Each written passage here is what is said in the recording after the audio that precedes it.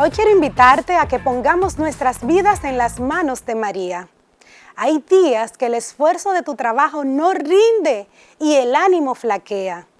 Señores, hay días de días en que tu estado de ánimo no te permite ver la gloria que hay detrás de cada sacrificio y que todo tiene un propósito en esta vida. En esos momentos, en esos días, antes de desfallecer, mejor toma las manos santas, suaves y tiernas de María, ejemplo de sacrificio y mujer trabajadora. Manos de una mujer de su hogar que lo dio todo por su familia, que no se quejaba por el sobreesfuerzo de la jornada. Cuando el ánimo decae y las fuerzas merman, los problemas del día a día parecen no tener fin. Situaciones de salud, la economía. Hay que agarrarse bien de las manos de María. Esas manos delicadas y consoladoras que te llevan al mismo Dios, que con su delicada finura están siempre abiertas a acoger las preocupaciones de sus hijos. Te invito, sí, a ti que me estás mirando, a que pongas en las manos siempre dispuestas y entregadas los decaimientos de tu vida, porque esas manos han estado siempre abiertas antes en Nazaret y ahora desde el cielo. Acoger la debilidad y los problemas de toda la humanidad, las preocupaciones de los marginados, el agotamiento de los enfermos, las esperanzas de los desesperanzados. Las manos de María, siempre discretas y prudentes, reservadas y generosas, calladas y desprendidas, son fuente de gracia divina para quien se agarra a ellas. Son manos que, abiertas en oración, han dado siempre la gloria y la alabanza a Dios, para que sea el Padre quien derrame su gracia sobre los hombres. La gloria del Hijo es la honra de la Madre. Los hijos se parecen más a su madre cuanto más reflejan en su vida las virtudes de ella. Todo cristiano es un hijo de la Virgen María y por amor a su Hijo, por amor a la humanidad, ella se encargará de llevarnos a Jesús para que en Él, en su infinita misericordia, nos brinde la calma y la paz que tanto anhela nuestro corazón.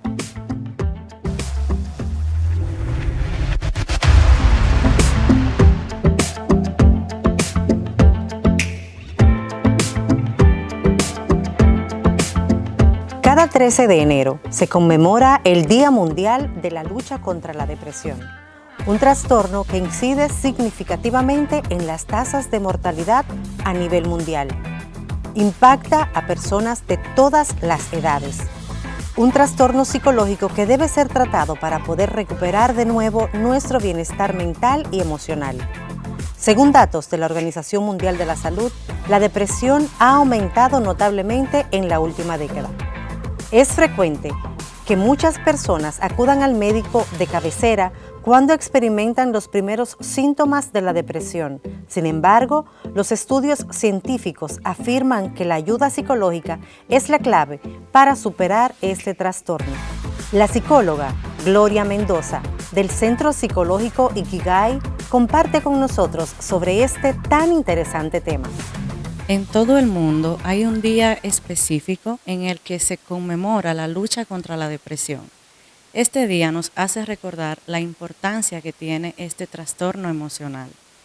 Este trastorno nos limita en todas las funciones cotidianas, pero más que esto, también empieza a limitarnos en otras áreas, como son la convivencia, el trabajo, el día a día, como simplemente levantarnos, compartir con otros y asimismo herir a otros de manera inconsciente.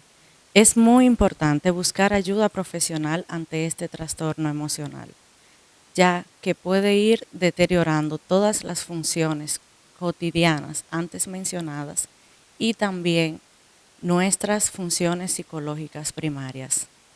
Sabemos que a veces es muy difícil identificar una persona con depresión.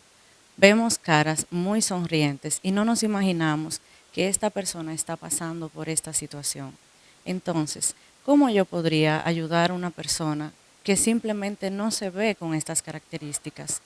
Hay signos, hay rasgos, hay palabras que estas personas en algún momento han podido decir, has podido ver en algún momento ese aislamiento, ese silencio, esa decadencia momentánea que te da algún tipo de rasgo de esta enfermedad.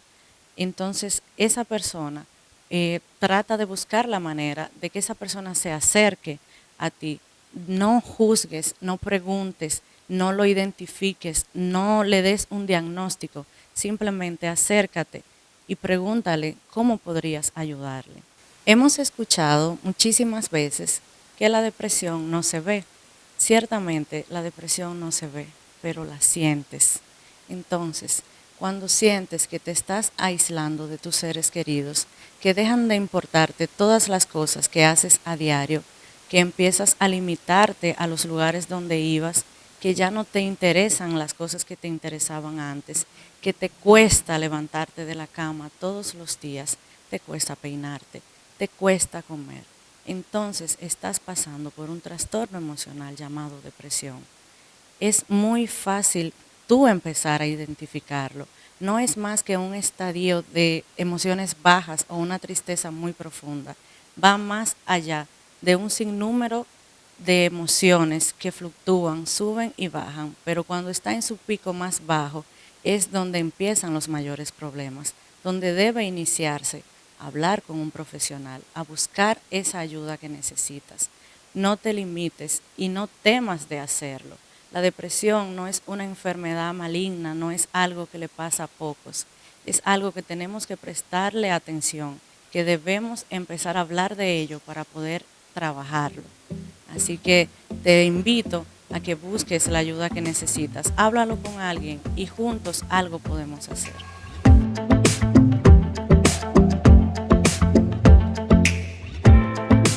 Ernestina Castro Salazar, PhD en Neurociencia de la Universidad de Valencia, España, con honores académicos. Magíster en Neurociencia de la Universidad de Salamanca, España. Maestrante en Máster de Neurorehabilitación del Instituto Superior de Estudios Psicológicos, España. Licenciada en Psicología, magna cum laude. En la actualidad es profesora e investigadora de la Pontificia Universidad Católica Madre y Maestra y también trabaja en el Centro de Bienestar Emocional Dr. Zoilo Emilio García en la ciudad de Santiago, República Dominicana, con experiencia como psicóloga clínica en el área de neurorehabilitación a nivel cognitivo con pacientes con Alzheimer, Parkinson y daño cerebral. Ha participado en varios congresos a nivel nacional e internacional, presentando trabajos orales y escritos sobre el tema de Alzheimer y ha publicado artículos científicos en el área de neurociencias a nivel internacional. Hoy, en Más que Vencedor, nos acompaña la doctora Ernestina Castro. Y aquí estamos con la doctora Ernestina Castro Salazar. Y justamente en un día tan especial como hoy, Día Mundial de la Lucha contra la Depresión, qué bueno que nos puedes acompañar en el día de hoy. Bienvenida a Más que Vencedor. Así mismo es, mi estimada, muchísimas gracias. Yo estoy muy encantada de verdad por la oportunidad y de estar aquí el día de hoy para compartir un tema tan importante como lo es la depresión. Mira cómo es la vida, porque muchas veces hemos querido tener tu presencia aquí, pero por situaciones no se ha podido. Y qué bueno que sea un día así como hoy, porque así podemos llegarle más directo a las personas. Y yo creo que Dios no tenía este momento preparado para hoy, para que sea hoy. Amén, así mismo es. Encantada y feliz de estar por acá. Qué bueno. Y antes de, sabemos que muchas personas, de hecho está en boga, justamente, qué bueno que se ha puesto en boga el tema de la depresión. Pero es bueno retroalimentarnos y identificar qué es la depresión, cómo podemos definirla.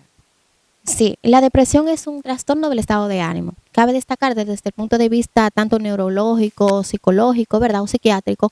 Nosotros utilizamos para el diagnóstico un libro específico, ¿verdad? Que se llama el DSM-5, que es la última edición, en la cual hay diferentes tipos de síntomas cuando te llega el paciente, por ejemplo, a consulta, para que se pueda entender un poco, que si estos síntomas están, por ejemplo, tristeza, desánimo, sentir, por ejemplo, que no tiene motivación para levantarse de la cama, son algunos, entre otros, que existen.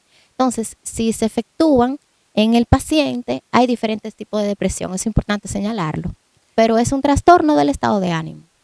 ¿Cómo podemos identificarla?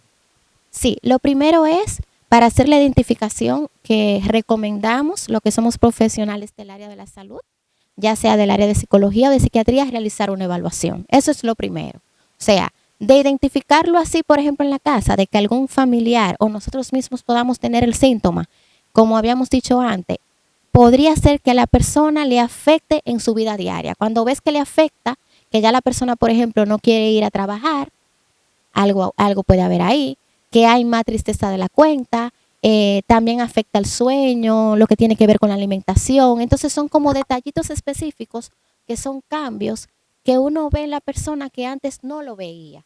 Ojo ahí. Entonces cuando uno ve esos detalles o algún tipo de pensamiento que la persona pueda tener o que te lo pueda decir en el momento, algunos por lo general no te lo comentan. Por ejemplo, el paciente que tiene una depresión mayor, hay distintos tipos de depresiones distintas. Por lo general no te va a decir que tiene un pensamiento. Entonces, por ejemplo, en este tipo de depresión, el paciente puede tener una sintomatología de un pensamiento suicida y hay que tener mucho cuidado porque incluso puede realizar el intento de quitarse la vida y en ocasiones asume realizar esa acción cuando los familiares no están en casa.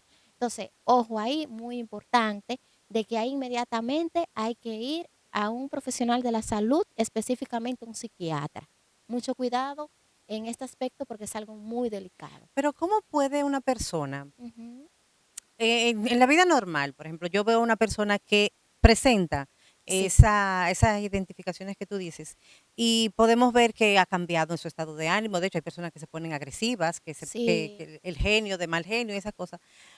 Pero ¿cómo yo, como persona cercana, puedo abordarla para motivarla a, Ujú. porque hay en todas las Sí, situaciones de salud siempre hay una negación. sí, sí, Entonces, ¿cómo exactamente. podemos llevar para de una manera sutil poder abordarlo y poder llevarlo entonces a un especialista Sí, para buscar el diagnóstico? sí, es un tema delicado realmente porque la mayoría, como usted decía, no asumen la enfermedad, o sea, no la aceptan, no, no quieren aceptar o decir que tienen un problema, un trastorno, una sintomatología. Entonces es de una manera sutil, como de orientación, como ir llevándolo a quien necesita ayuda.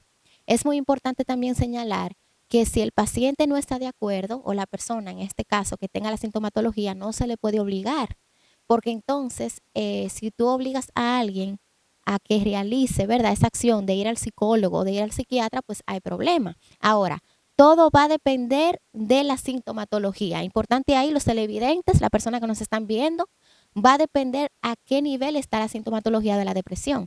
Porque si estamos hablando de una depresión mayor, muy profunda, de la que hablamos ahorita, de que ya hay intento de suicidio, ahí es si quiere o no quiere el paciente, ahí es que hay que llevarlo obligatoriamente. Ok, Ahí ya es distinto el proceso. Ahora, si es un proceso que no llega ahí tan profundo, que son síntomas, como usted me dijo, más sencillos, que puede ser una distimia, hay un tipo de depresión que es distimia, que es mínima, entonces ahí uno como familiar o como amigo o como conocido sí lo puede orientar de una manera más, con más tranquilidad, de para hablarle, motivarlo a mira, para que motivarlo a que vaya a consulta. Podemos ir, por ejemplo, a este profesional de la salud, a un psicólogo y contarle y quitar el enigma que existe todavía actualmente de la psicología, porque eso es otra cosa. sí, porque yo no sé Ujú. si ustedes sabían, pero antes, y no es antes de que 20 años atrás, no, recientemente hablar de un psicólogo, hablar de un psiquiatra, era, no, este está loco.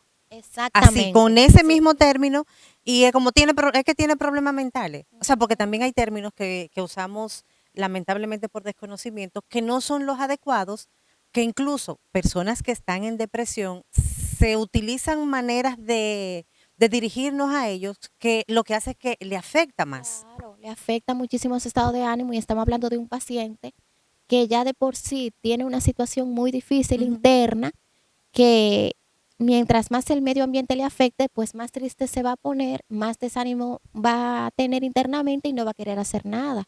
Entonces, doble problema, ¿verdad? Porque está el problema ya de por sí en la persona. Que muchas veces no se identifica, muchas veces las personas que están al alrededor no lo logran identificar y eso empeora mucho. Y la intención de este programa es justamente que ustedes que están en sus casas puedan, dentro de las posibilidades, poder ir identificando. Y no es de que, déjame ver si este tiene depresión. No, porque eso surge de una manera, cuando uno conoce a una persona, uno se da cuenta cuando algo no está bien.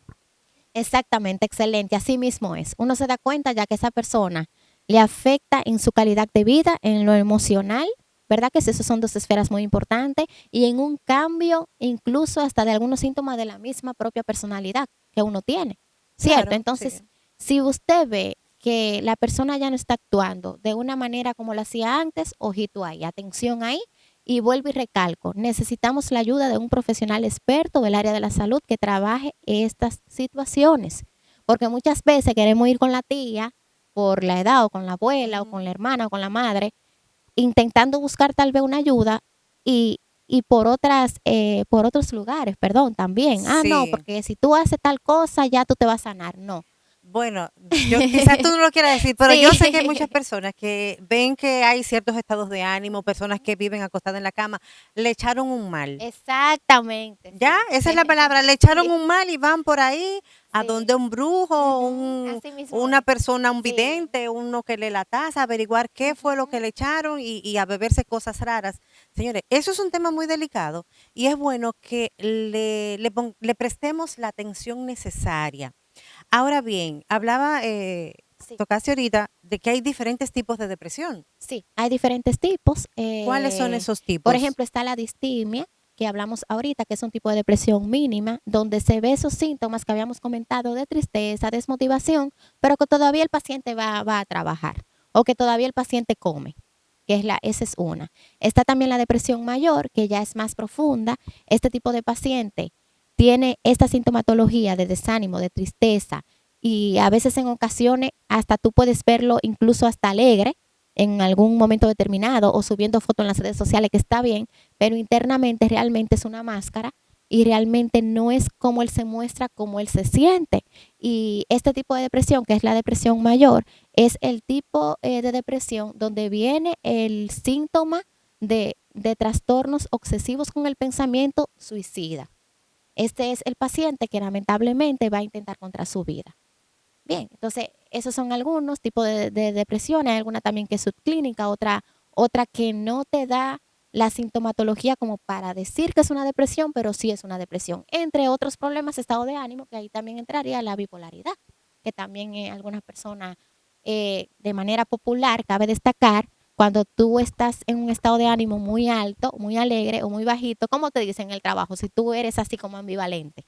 Por lo general, mira, este es bipolar, Ok, sí, pero no bipolar, tienen que es idea, lunática. sí, pero no tienen idea, si nos vamos a profundidad de este trastorno, que también otro tipo de trastorno del estado de ánimo, cabe destacar, hay que mencionarlo porque también hay un porcentaje en aumento a nivel nacional e internacional. Ese paciente también va a tener episodios de tristeza, de desánimo, de no comer, y también va a tener episodios cuando está elevado de alegría, de ponerse el mejor traje, el mejor maquillaje, si es mujer y demás, y no nos damos cuenta incluso por eso que estamos enfrente de un paciente con un problema. Que de hecho, mira, ahora en la Ujú. actualidad con el tema de las redes, con el tema de la exposición, de, de buenos estados de ánimo, se ha escuchado muchas veces de que personas suben a las redes imágenes bonitas, pero que detrás de eso incluso solo se maquillan o solo se preparan para hacer esa toma. Y luego Exacto. que la suben, vuelven otra vez a su estado oculto. Ujú. Y hemos escuchado casos de muchas personas, de muchos famosos, de personas conocidas que aún detrás de esa sonrisa, de esa alegría, de personas que incluso hasta lo que hacen es que su trabajo es hacer reír, Exacto. pues caen en una depresión. Han habido algunos que llegan y han atentado contra su vida, suicidio, bueno, en fin, Sí. pero que para el mundo llevan un mundo de fantasía. Exactamente, porque con el auge de las redes sociales, lamentablemente que uno quiere aparentar lo que uno no es. Entonces, claro, si una persona salió a un hotel, a un resort, a un restaurante, que fue a la playa, vamos a suponer ahora que están de vacaciones navideñas, pues, ¿qué va a hacer la otra persona a nivel social que está viendo las redes? va a ver eso y va a decir, mi vida no vale la pena, porque yo no he salido, por ejemplo, a ningún lugar, o yo todavía no tengo el trabajo que yo quiero. Yo estoy ahí en el trabajo, un ejemplo, en algunas ocasiones, cuando uno va, especialmente las personas que trabajan en el área de servicio, están como uno dice, pero con una cara. ¿Pero Sí. por qué? Probablemente porque no ama su trabajo, tal vez a nivel económico no le está yendo bien, entre otros factores, y lógicamente ven esto cuando entran a las redes sociales, entonces ahí viene el pensamiento que también, según algunas investigaciones que se han hecho a nivel psicológico, pues afecta el ambiente a tu nivel interno de percepción de tu vida, de tu ser. Es como, ¿y qué yo estoy haciendo?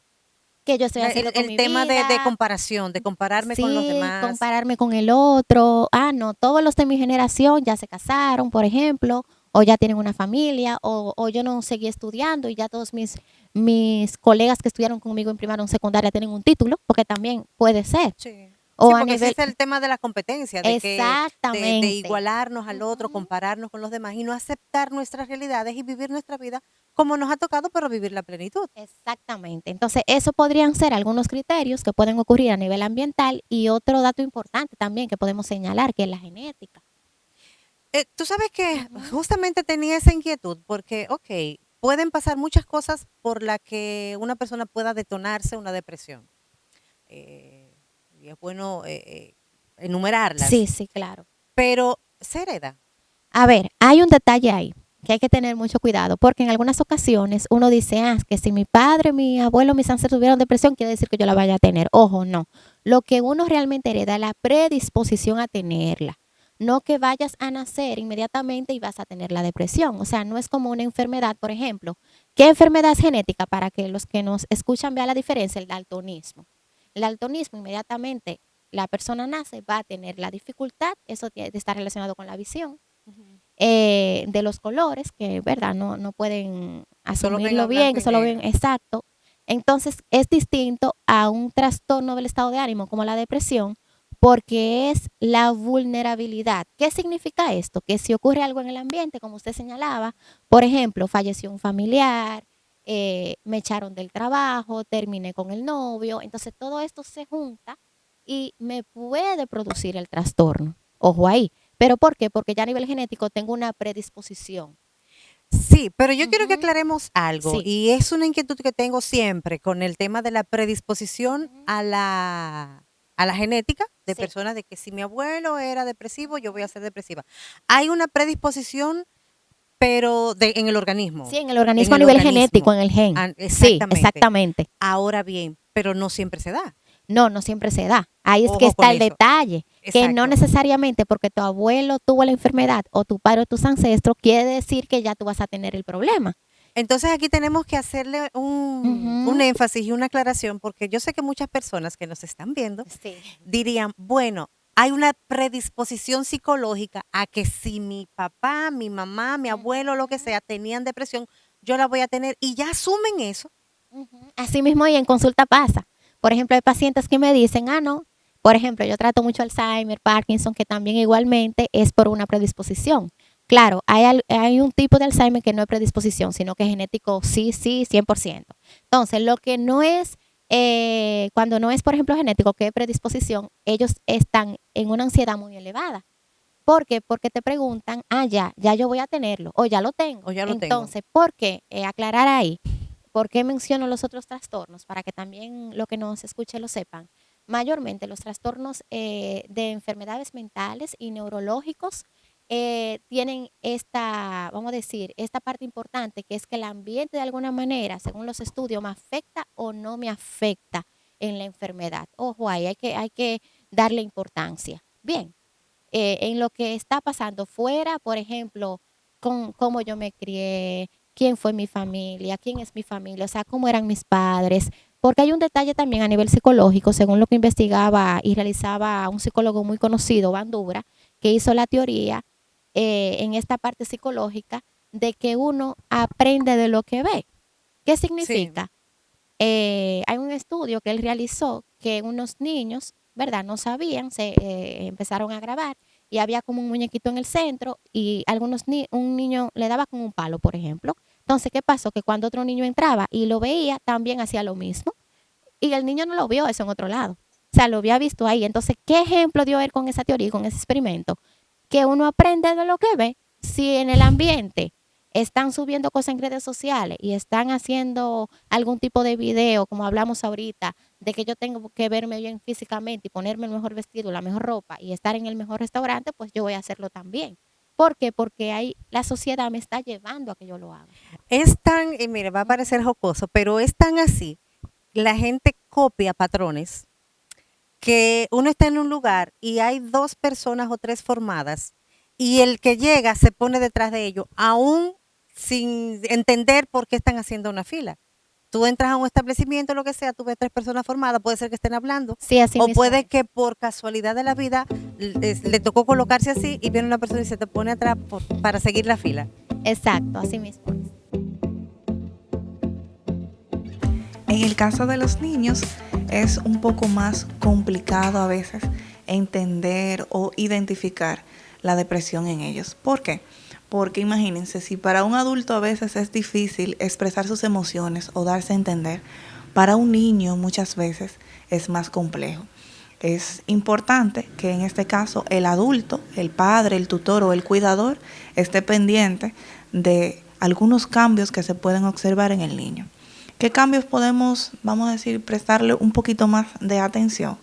Que el niño, por ejemplo, dejó de hacer cosas que antes le gustaban y ya no los quiere hacer, se aísla, deja de comer, le comienza a doler, por ejemplo, el estómago frecuentemente, evita situaciones, le duele mucho la cabeza. O sea, son manifestaciones que pueden pasar a ser físicas y ustedes, por ejemplo, van al médico y dice el doctor que el niño no tiene absolutamente nada. O sea, físicamente no le pasa nada, pero emocionalmente algo está pasando.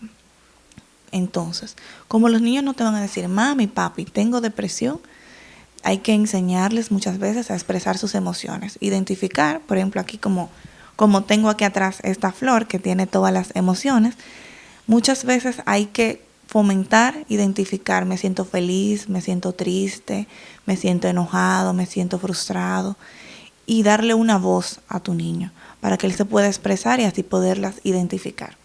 A nivel estadístico se ha tomado en consideración unos números que nos han permitido medir que el 5% de los niños actualmente, o sea, 1 de cada 20 niños, ha padecido o padeció depresión antes de los 18 años. Entonces, ¿qué nos quiere decir esto? Muchas veces los niños han manifestado, ¿verdad?, características o han dado a identificarse que tienen cosas parecidas o que hay situaciones, vamos a decir, complejas, pero pasan ya a la etapa de adolescentes o a la etapa de adultos y se cree que se desencadenó a partir de ahí y no, fue mucho antes. Fue desde su infancia, fue desde su niñez. Entonces es importante tomar estos datos en cuenta. Si conoces los síntomas de depresión en un adulto, en este caso, sería más fácil para ti poder identificar los síntomas en un niño.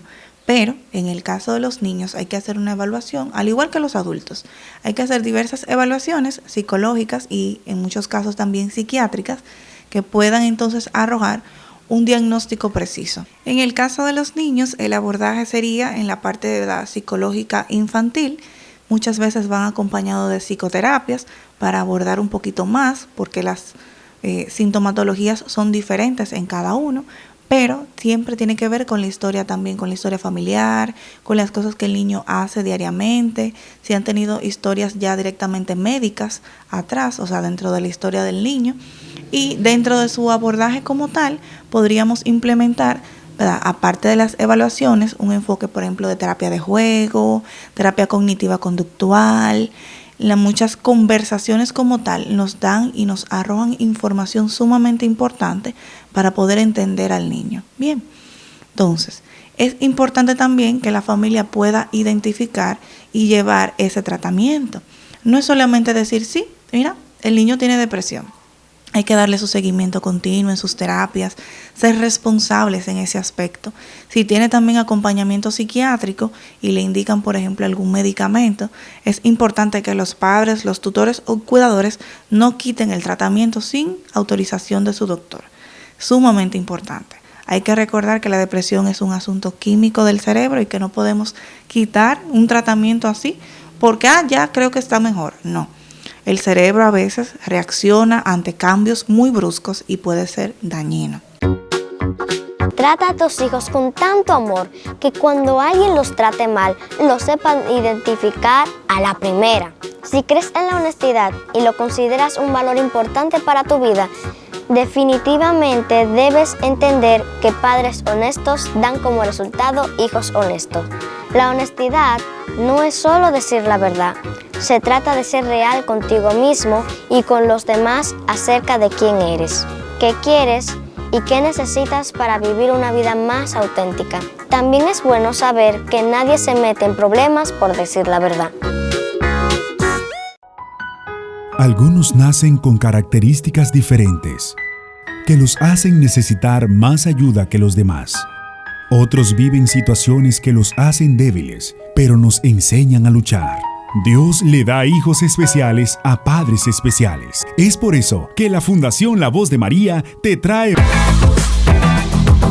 Más que Vencedor, un programa de acompañamiento espiritual, psicológico y social, que junto a un grupo de especialistas servirá de soporte para todo el que necesita apoyo, conocimiento y estrategias para convivir con los niños y personas adultas con ciertas condiciones específicas de apoyo. Que sepan que ellos pueden. Más que Vencedor, sábados 7 de la noche por La Voz de María. Yo soy Más que Vencedor. Señores, qué alegría poder compartir con Ernestina aquí en Más que Vencedor. Y qué bueno que podemos llegarle a ustedes para que desde sus hogares ustedes puedan tener, vamos a decir, esta consulta, ¿verdad? De manera un poquito más directa. Ernestina, te quiero preguntar algo y es una pregunta que nos hicieron llegar y es, por ejemplo, ¿puede un episodio crear un estado de ánimo bajo, llegar a la depresión y puede afectar la salud como tal? O sea, la salud ya que, no, que me dio gripe, por decir algo, que esté en el suelo, pero esos episodios momentáneos. Sí, esa es una pregunta muy importante porque las emociones, que son las más afectadas en estos problemas de estado de ánimo, están vinculadas con un sistema en nuestro cerebro que se llama el sistema límbico. Hay áreas específicas que proyectan a nivel neuronal que permite mi estado de ánimo. O sea, hay unos neurotransmisores específicos, por ejemplo, dopamina, serotonina, entre otros, que va a subir o va a bajar mi estado y por ende va a afectar de alguna manera mi sistema inmunológico. O sea, que a nivel físico, mi sistema que estaba equilibrado o mi sistema también hormonal, ¿verdad? Hay diferentes tipos de sistemas en nuestro cuerpo, aparte de nuestro sistema central, que sería nuestro cerebro y la médula espinal, está el sistema periférico, que es el sistema nervioso, ¿verdad? Periférico, que se divide en estas dos partes, donde si a mí hay una proyección a nivel neuronal o a un nivel de neurotransmisores, son sustancias químicas que tenemos en el cerebro que no van a realizar la proyección. ¿Qué significa esto? Que no van a enviar el mensaje con la neurona, que es que envía el mensaje, una celulita pequeñita, que tenemos millones en el cerebro, va a enviar esa señal para que yo realice una acción a nivel físico. Por ejemplo, si yo voy a mover la mano o yo voy a hablar, esas neuronas tienen que realizar la proyección de enviarlo. Entonces, ¿qué pasa? Que si baja la dopamina, que es un neurotransmisor que me motiva yo levantarme de la cama para yo qué sé, cepillarme, ducharme, hacer el desayuno, va a disminuir y yo no voy a querer hacerlo. Entonces, si yo no lo hago, yo no voy a comer, no voy a recibir los nutrientes necesarios. Entonces el físico se va a ver afectado y te puede venir incluso hasta un trastorno alimenticio. Y ahí tú puedes caer, lamentablemente, no solamente en la depresión, también tú puedes caer en una enfermedad física o en otra enfermedad mental.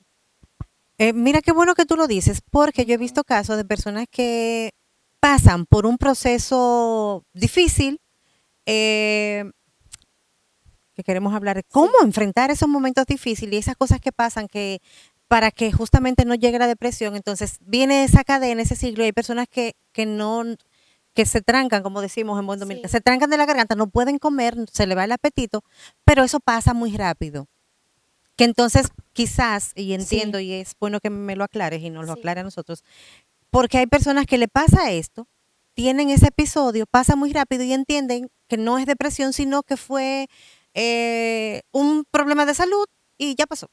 Sí, como de decimos, salud física. sí, como decimos, están unidos ambos. O sea, yo no puedo quitar, según las investigaciones científicas actuales, la emoción de la cognición, del pensamiento. Bien, van unidos. No era como antes que se decía que estaban separadas, decía René Descartes en su tiempo, ¿verdad? Cuando surgió un poco la filosofía y demás, donde también luego surgieron los estudios de medicina, del cerebro y la neurociencia, con Galileo y demás personajes. Entonces, hoy en día sabemos que no, que están unidos. O sea, nuestras emociones van a tener una proyección a la cognición. Cuando digo cognición, estoy diciendo memoria, atención, aprendizaje, razonamiento.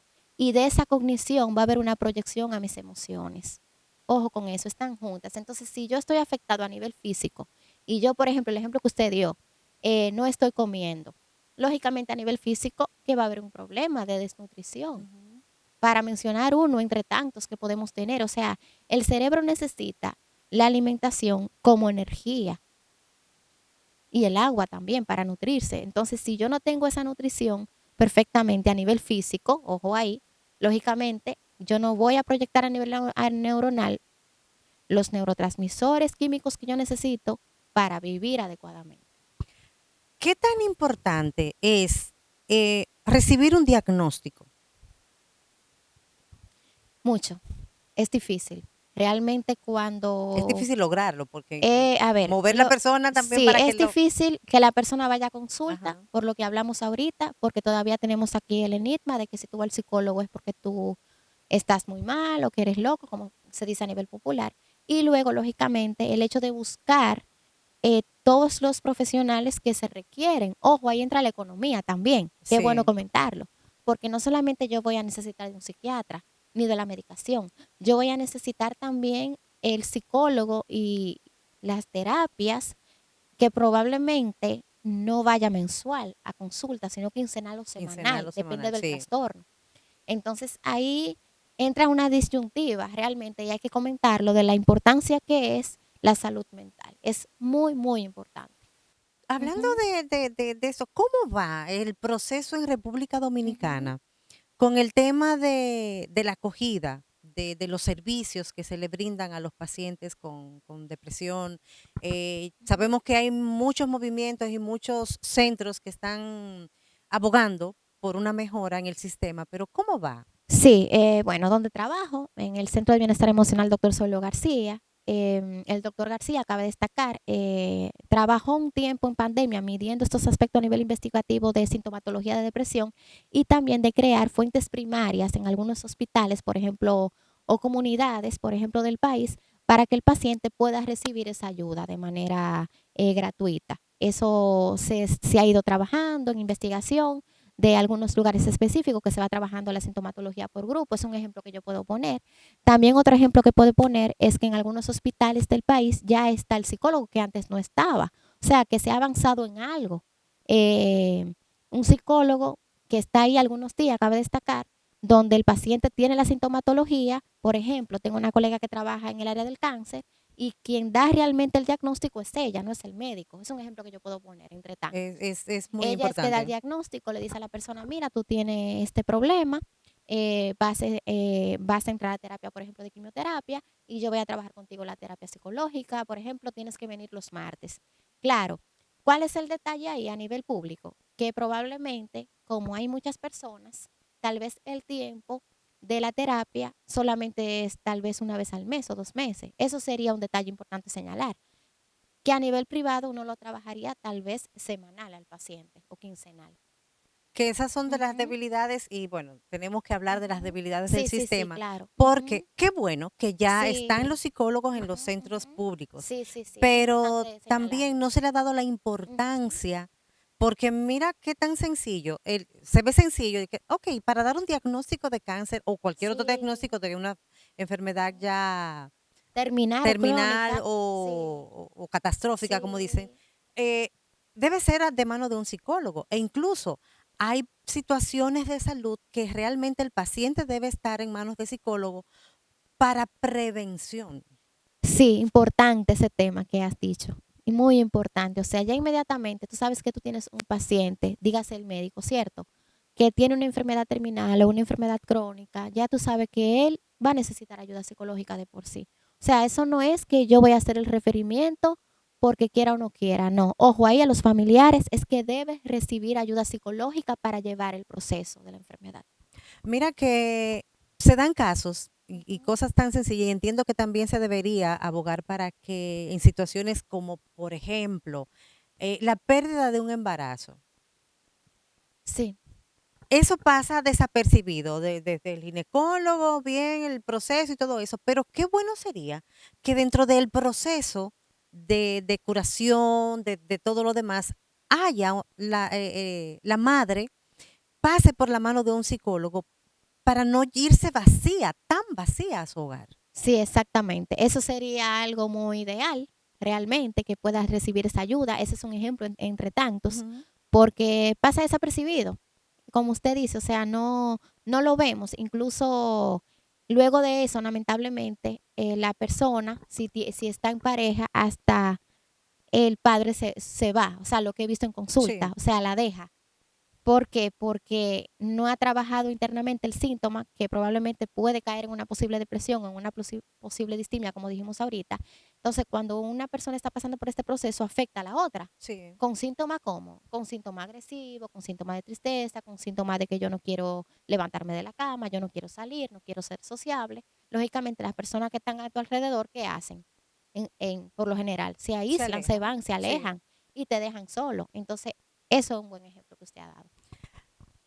¿Se puede evitar la depresión? Buena pregunta.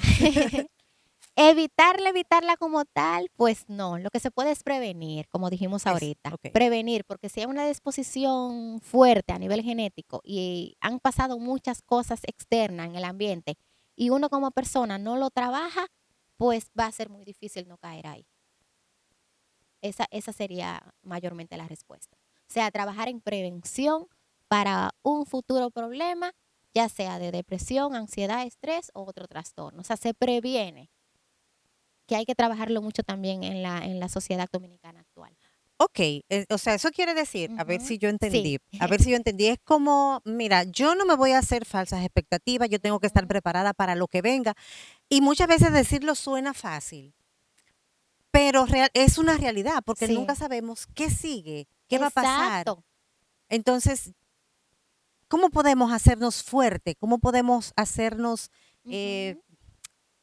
cómo decirlo? Bueno, sí, hacernos fuertes. Tener resiliencia, que es Tener una la palabra que resiliencia, utilizamos mucho en exacta- psicología. Sí, no, y que también está en boga, está Sí, muy popular, pero exactamente. cuando se nos presenta la realidad, ¿dónde queda la resiliencia? Porque realmente no la practicamos como tal, la decimos. Ahí es que está. Para eso es que tenemos que trabajar con el pensamiento y con nuestras emociones. Eso sería lo ideal. O sea, con nuestro pensamiento y la emoción, ¿por qué? Porque cuando va a ocurrir algo que te puede pasar, uno no lo sabe, estamos aquí hoy y te puede pasar algo negativo, para llamarlo de alguna manera, a nivel familiar o a nivel profesional, tienes que estar preparado para lo que sea en la vida. ¿Por qué? Porque en la vida lo que es más seguro es el cambio, en cualquier momento.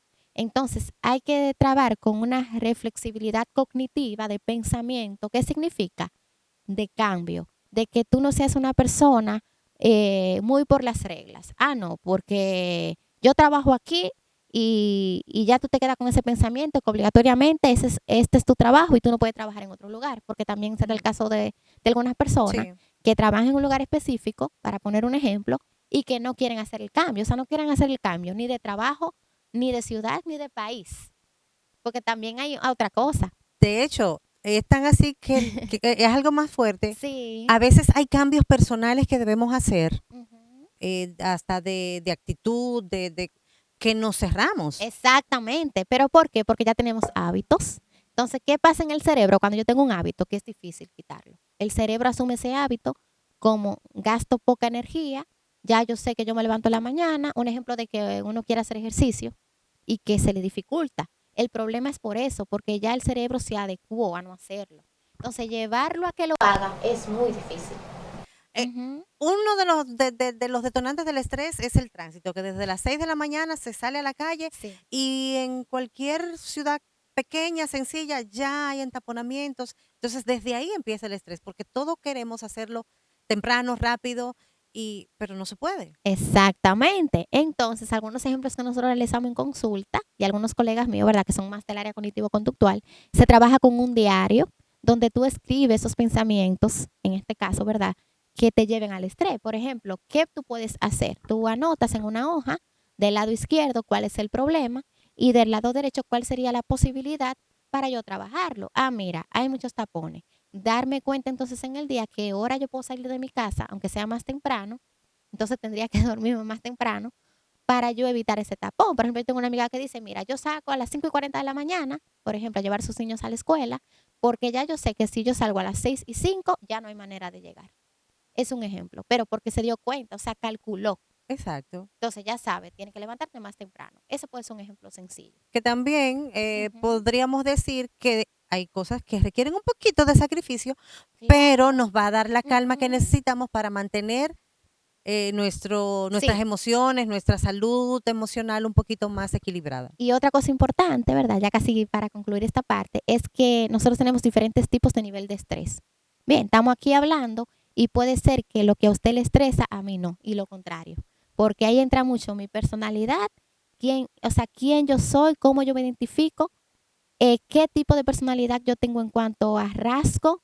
Soy una persona puntual, porque tal vez si yo soy muy puntual me afecte, pero si yo no tengo el rasgo de la puntualidad, a mí no me va a afectar llegar tarde. O sea, puede haber el tapón que sea y yo feliz. Entonces ahí entra también la personalidad. Señores, qué bueno. Qué bueno que podemos tener esta conversación, qué bueno que podemos llegar a sus hogares y llevarles estas recomendaciones y estas informaciones que siempre nos hacen falta. Y es bueno, me gustó la parte de escribir. Sí, es un ejemplo de este tanto que hay. Eso es un ejemplo, pero es un buen ejemplo. Incluso para muchas cosas también es bueno escribir los planes y lo que no se hizo, lo que se logró, lo que se puede, lo que no se puede, que sí, que no. Y eso nos ayuda a recordar y también a dejar salir. Si necesitan la ayuda, búsquenla. Si necesitan un psicólogo, búsquenlo. Si necesitan hablar con alguien también, pues hablen. Claro que sí, así mismo es. Doctora, gracias por acompañarnos. Ay, a ustedes por la invitación, yo feliz de estar aquí. Y nada, nos estaremos viendo. Y ya saben, cualquier ayuda que ustedes requieran, recuerden buscar a un profesional de la salud. Excelente, excelente. Señores, gracias por acompañarnos a ustedes también.